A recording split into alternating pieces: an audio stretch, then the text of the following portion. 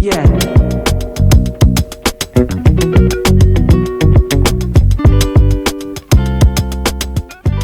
Hi guys, it's me, Essie Magic, and today I'm going to be sharing with you exactly how I started my jewelry brand in hopes that it will help you if you want to start your own type of product-based business. Let's go.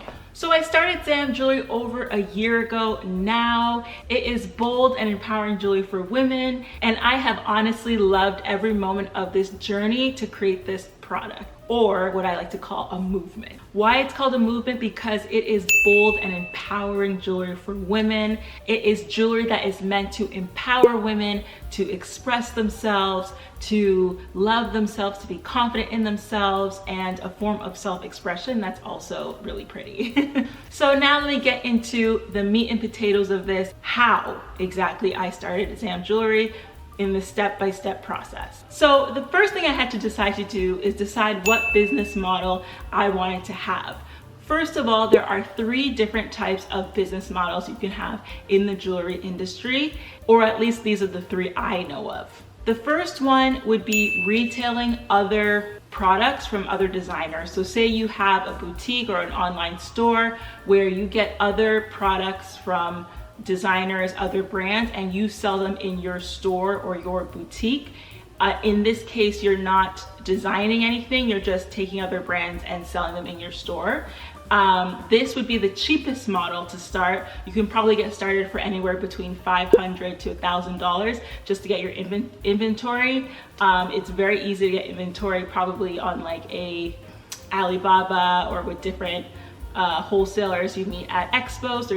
There's clothing and accessory and jewelry expos that you can go to, and so that is one of the places you can get them. The second way that you can start your jewelry business is to do something that's called private label. So this means you are buying jewelry wholesale again, but this jewelry allows you to put your own logo and branding on it. So it's designed by somebody else, but when it comes to all of the branding and the naming of it, you're gonna put your own name on it. So it's your collection, but it's designed by somebody else, and it's called private label for that reason. This is why sometimes you'll see the same design by multiple people that literally looks to the T, exactly the same measurement and size, because they likely got it from a similar supplier and then just put their label on it. This type of model will cost you probably between $2,000 to $5,000 to start.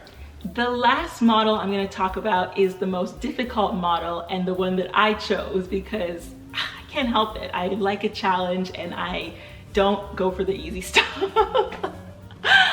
This is designing and manufacturing your own jewelry, which is what I did. This is the most expensive path.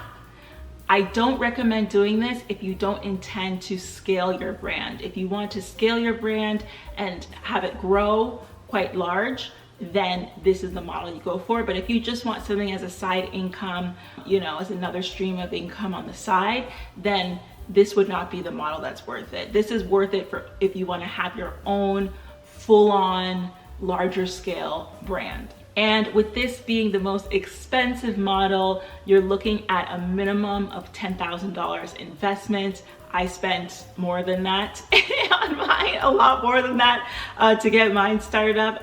But to me, it's worth it because I wanted to ensure I had a certain level of quality. So that was one of the key parts of my mission, was I wanted to make jewelry that was both affordable but still very high quality. You don't have to pay an arm and a leg just to have high quality jewelry that's not going to tarnish quickly, that's not going to, you know, fade quickly. I wanted my jewelry to be for women who, you know, want to enjoy nice jewelry and high quality things, but maybe they don't have as much money. So it is quite affordable, but it is still very high quality. It is not as cheap as like a costume jewelry, so that would be brands like Forever 21, H&M, you know, those sort of brands that have the jewelry under $15. But all of my jewelry is under $200, ranging from $50 to $200 retail. And so that to me is very, very affordable for the level of quality you're gonna receive. It's not gonna tarnish quickly, right? It's not gonna cause allergic reactions. It's not gonna hurt your ears or, you know, do all those, make your fingers green or whatever. So that was very important to me, and something that I knew I wanted to have in my jewelry.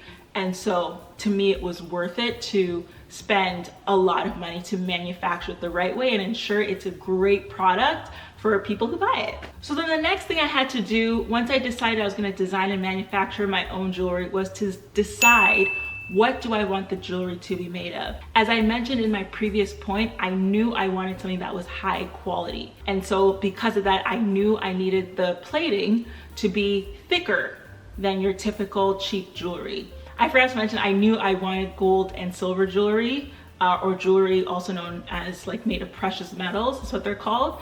And because I just love the way they flash and they shine and they look on me and on screen. Because of that, I knew I needed thicker plating than a typical cheap jewelry.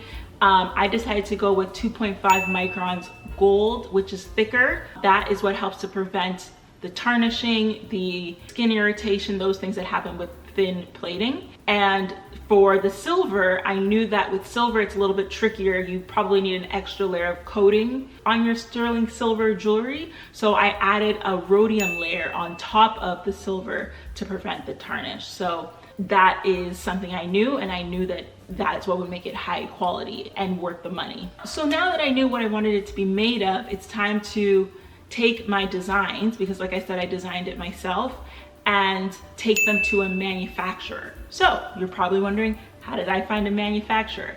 Well, one of the things that the pandemic changed is that a lot of companies are willing to work with you remote, even manufacturers. And so I knew that I wanted the jewelry to be made either in Indonesia or Thailand, because I knew that these are places that make very high quality jewelry, and the artisans there are just so good. I have some friends in the business who also have their brands made in Indonesia. Bali is a very popular place where clothing is made. And so I knew that that area has really, really high quality stuff that just doesn't seem so mass produced, you know? So what I did was, like any hustling person would do, I went on Google and I typed, you know, jewelry manufacturer, you know, gold jewelry manufacturer, silver jewelry manufacturer, and I sifted through. I made a whole Excel sheet list of all the manufacturers that I thought would be good, and then I started contacting them. And what I did was I made sure they signed an NDA, because these were my designs. I can't just send them anywhere. I need to make sure the company that is looking at them and giving me a quote will not, you know, send it all over the place, or even, you know, copy the design and make it themselves and give it to all these other, you know, businesses. So I made sure I drafted the NDA so that it was ready for every single manufacturer that I found, and I would ask them to sign that before they gave me the quote. One of the things you also have to make sure you are aware of is the MOQ, which is called minimum order quantity. And most companies, like 99% of them, will have a minimum order quantity, which is the minimum amount you have to order after your design is made. And even if you're doing one of the other models, business models, like ordering private label or wholesale, most of the time they still always have a minimum order quantity you have to order. Find a manufacturer that is willing to work with you on what you're able to afford and buy. I was very fortunate to find a manufacturer who was willing to, you know, build a partnership with me, because they want to have a long-term relationship with me. They're like, okay, we will work with you even if it's a low order, because we want to build a long-term relationship with you. I mean, I still had a minimum level, but it wasn't as high as maybe some of the other companies that will make you buy a huge, you know, shipment of product. And if you're a startup, you don't want to order way too much stuff. That's one of the reasons that startups go bankrupt quickly, because they order too much inventory. Once I found a manufacturer that I liked and I knew was trustworthy, that's the thing, you gotta make sure they're credible. Look at reviews, you know, look at their past clients, because you don't want somebody telling you something is made of a certain material and it starts tarnishing way quicker than that. You're like, okay, I got cheated, you know? So anyway, found a good one. So then you're gonna give your drawings or your sketches to your manufacturer, and they're going to make their own 2D sketches, and with those sketches will have the exact measurements of the pieces, usually in millimeters is what they go by. So everything will say blah blah mm, blah blah mm. You'll have this back and forth process where they keep sending it to you, and you check, okay, is that the size I want? You're measuring it on your fingers, on your ears, to where it's the right size. And then once you finish that 2D sketch process, you go into the CAD or CAD, which is the 3D model of it, which is so cool. You look at it online and you can look at it, they turn it 360 and all sorts of things to see exactly every intricate part of it. So once you're good with the CAD and you approve it, then they actually make a mold. And this is the mold that they're gonna use for manufacturing and to make every single piece in that order. I would say the process of the back and forth on the designs was probably maybe, it depended on which one. Some were quick, were like a couple weeks. Some, if it was not turning out right, took a few months. But I would say probably the whole design process was at least 4 months, the first round. But I have started a second round of designs, which I've learned from, so things are moving quicker now. I have 6 new designs coming out soon. So anyway, after the mold is done, then you go into manufacturing, and then you're gonna get samples. So the samples you get first, it'll take them about 30 days to make it. They deliver you the samples and you have them in your hand, you touch them, you wear them, you make sure that they're exactly what you want. And then you're ready to go into full manufacturing, where you make your order, they'll send you the whole inventory list, the costs and everything, you give your deposit, all that stuff. Some manufacturers will take about 6 weeks for the actual manufacturing, depending on the order. If it's bigger, maybe they might take longer. And then you wait for your jewelry to arrive. And while you're doing that though, you don't just sit and do nothing. You start working on your photography and all those other things, because you have the pieces in your hand, right? But we're not gonna get into that in this video. I'm gonna share with you all of the next steps I did in order to get it actually launched. So this is now the business side of stuff. This is trademarking, copyright, registering your business, photo shoots, websites, content, all these kinds of things, packaging. I'm gonna explain that in a part 2 of this video. But yeah, I hope you enjoyed this video. Make sure if you have any comments at all or questions, if you really are unsure, you want to get, some answers, definitely leave it in the comments below. I'm very happy to help and share, whatever wisdom I can to help you get to the point where you're launching your own brand as well. With that being said, make sure as always you keep being magic.